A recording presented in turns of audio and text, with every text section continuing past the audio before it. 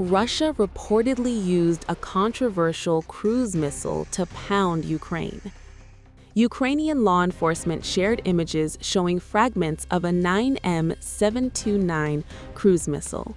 One piece bears the serial number 0274, while others bear the marking 9M729. Ukrainian law enforcement sources said fragments were recovered in Zhytomyr, Lviv, Khmelnytsky, and Vinnytsia regions, all in western Ukraine.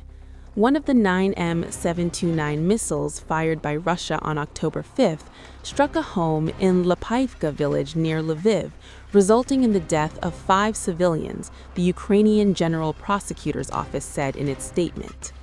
The Ukrainian General Prosecutor's Office told Reuters in a written statement in November last year that one of the 9M729 missiles fired by Russia on October 5th last year flew more than 1,200 kilometers. Ukrainian Foreign Minister Andriy Sybiga and sources told Reuters in October that Russia had fired the 9M729 at Ukraine twice in 2022 and 23 times between August and October last year, the first known combat uses of the missile anywhere. Russia fired at least 4 more of the missiles at Ukraine on February 17, one of the law enforcement sources said, the first time those cases have been reported. There have been other uses since October too, the source added. Reuters could not verify where and when the photographs of the fragments were taken. Images of missile debris recovered across western Ukraine indicate deployment of the disputed missile in the ongoing war. These images are the first visual evidence published to date corroborating Russia's use of the weapon. If confirmed, the development could mark a dangerous escalation in the conflict between Russia and Ukraine. The findings raise fresh concerns about the possible use of nuclear-capable systems on the modern battlefield. Russia's development of the 9M729 was at the center of a major nuclear dispute with the United States. It prompted U.S. President Donald Trump to quit the Intermediate Range Nuclear Forces Treaty, then a cornerstone of nuclear arms control, in 2019 during his first term. Russia has acknowledged the existence of the missile, but denied it was in breach of the 1987 treaty or that it could fly as far as the distance permitted. Since November 2024, Russia has also twice attacked Ukraine with the Oreshnik, its new intermediate-range ground-launched ballistic missile. Both the 9M729 and the Oreshnik can carry nuclear or conventional warheads, and their range puts European capitals within reach. Several NATO countries in Europe are now trying to buy or develop their own long-range deep strike weapons, fearing the U.S. is no longer committed to protecting Europe. Notably, Washington has already told Europeans they must take over primary responsibility for the conventional defense of the continent. The war in Ukraine exploded overnight, and Russia is claiming devastating gains. Massive strikes, precision missiles, drone swarms, artillery barrages. Russian forces hit Ukrainian military-industrial sites, energy hubs, and airfields with relentless force. Moscow says every target was destroyed. The Ukrainian army is reeling. Over 1,100 troops wiped out in just 24 hours. Armored vehicles, artillery, UAVs, and electronic warfare systems lost. Positions shattered. Supply lines crippled. From the north to the east, from Donetsk to Zaporozhye, Russian battle groups are advancing with lethal efficiency. Battle Group North gained ground near Lugovka, Senoy, and Pokrovka, taking out 175 Ukrainian troops, a field artillery gun, and multiple vehicles. In Kharkov, mechanized brigades and National Guard units suffered heavy casualties, leaving defensive lines battered and disrupted. Battle Group West struck Ukrainian forces in Donetsk and Kharkov regions, eliminating 170 troops, destroying armored vehicles, artillery, and multiple ammunition depots. U.S.-made M113 armored personnel carriers were among the losses.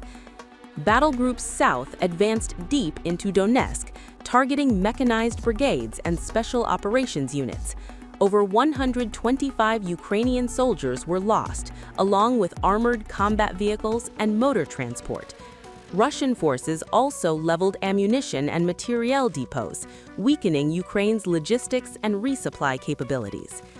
Battle Group Center struck key points across Donetsk and Dnipropetrovsk, taking out 270 personnel, 3 armored vehicles, and several electronic warfare stations.